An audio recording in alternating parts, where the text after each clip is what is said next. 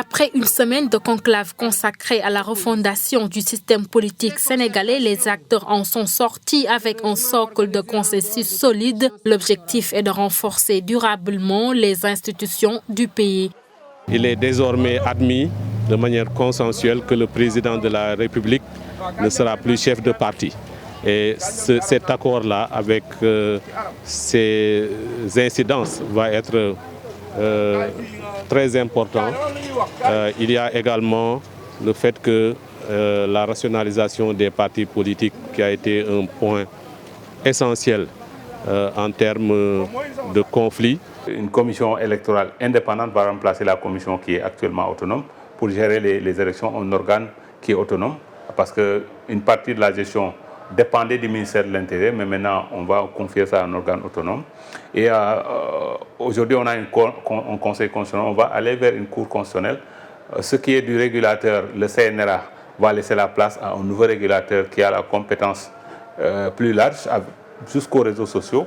D'ailleurs, ces réformes sont entérinées par l'Assemblée nationale, ce après la mise en place d'une commission ad hoc par le chef de l'État sénégalais. Par la suite, sortir un rapport définitif qui va être remis au président de la République. Et c'est à partir de là que le président de la République pourra mettre en place la commission ad hoc qui travaillera à réaliser des projets de loi et également permettre à l'Assemblée nationale d'acter justement les réformes majeures qui, additionnées aux réformes prévues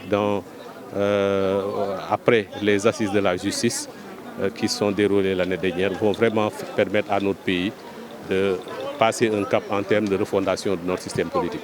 À l'issue de la rencontre, quelques points ont fait l'objet de discordes, d'où l'appel lancé par cet analyste politique. On peut parler du statut de l'opposition où les gens ne sont pas entendus. On peut parler un peu des questions de liberté, notamment le fameux article 80 pour trouble à l'ordre public ou offense au chef de l'État, l'article 254. Les gens ne sont pas accordés pour enlever ça du code pénal. Et c'est autant de questions aussi qui intéressaient les gens parce que la démocratie sénégalaise doit aller de l'avant, surtout après 3 alternances. Les hommes politiques, les acteurs de la société civile et les forces vives de la nation ont pris part au dialogue national sur le système politique sénégalais. Les conclusions ont permis de dégager des solutions qui, selon les participants, devraient mettre fin aux crises préélectorales et post-électorales dans le but de renforcer la démocratie dans le pays.